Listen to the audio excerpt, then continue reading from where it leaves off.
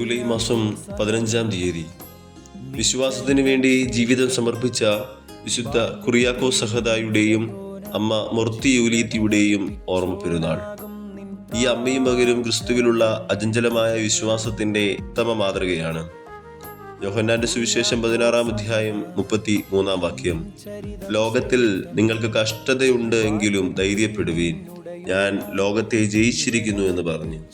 ഈ വചനം കുറിയാക്കോസ് സഹദായുടെയും അമ്മയുടെയും ജീവിതത്തിൽ യാഥാർത്ഥ്യമായി നിറവേറി. അവർ അധികാരത്തിന്റെയോ ഭീഷണിയുടെയോ മുമ്പിൽ തങ്ങളുടെ വിശ്വാസം ഉപേക്ഷിച്ചില്ല. ക്രിസ്തുവിനെ നിഷേധിക്കുന്നതിനേക്കാൾ മരണത്തെ അവർ സ്വീകരിച്ചു. മത്തായിയുടെ സുവിശേഷം 10-ാം അധ്യായം 22-ാം വാക്യം, എന്റെ നാമനിമിത്തം എല്ലാവരും നിങ്ങളെ പകയ്ക്കും, അവസാനത്തോളം സഹിച്ചു നിൽക്കുന്നവനോ രക്ഷിക്കപ്പെടും.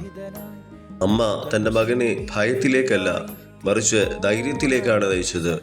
ക്രിസ്തുവിനെ ഒരിക്കലും നിഷേധിക്കരുതെന്ന സന്ദേശമാണ് അവർ സ്വന്തം ജീവിതം കൊണ്ട് മകനെ പഠിപ്പിച്ചത്.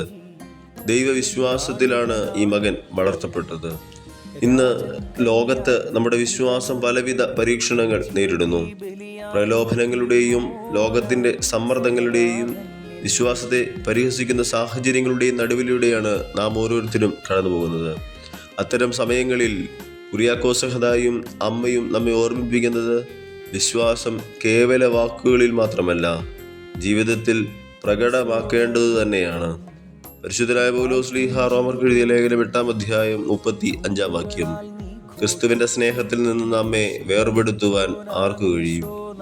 ഈ അമ്മയും മകനും ലോകത്തിലെ യാതൊരു ശക്തിക്കും തങ്ങളെ ക്രിസ്തുവിൽ നിന്ന് വേർപെടുത്താനായില്ലെന്ന് സ്വന്തം ജീവിതം കൊണ്ട് തെളിയിച്ചവരാണ്. വിശുദ്ധ കുറിയാക്കോസ് സഹദായുടെയും അമ്മയുടെയും ജീവിതം നമ്മെ പഠിപ്പിക്കുന്നത് യഥാർത്ഥ വിശ്വാസം കേവല വാക്കുകളിൽ മാത്രമല്ല, ജീവിതത്തിലൂടെയാണ് പ്രകടമാക്കേണ്ടത് എന്നാണ്. പ്രതിസന്ധികളിലും പരീക്ഷണങ്ങളിലും ക്രിസ്തുവിനെ അടിയുറച്ച് വിശ്വസിക്കുവാൻ കുറിയാക്കോസ് സഹദായെയും അമ്മയും പോലെ നമുക്കും സാധിക്കട്ടെ എന്ന് ആത്മാർത്ഥമായി പ്രാർത്ഥിക്കുന്നു.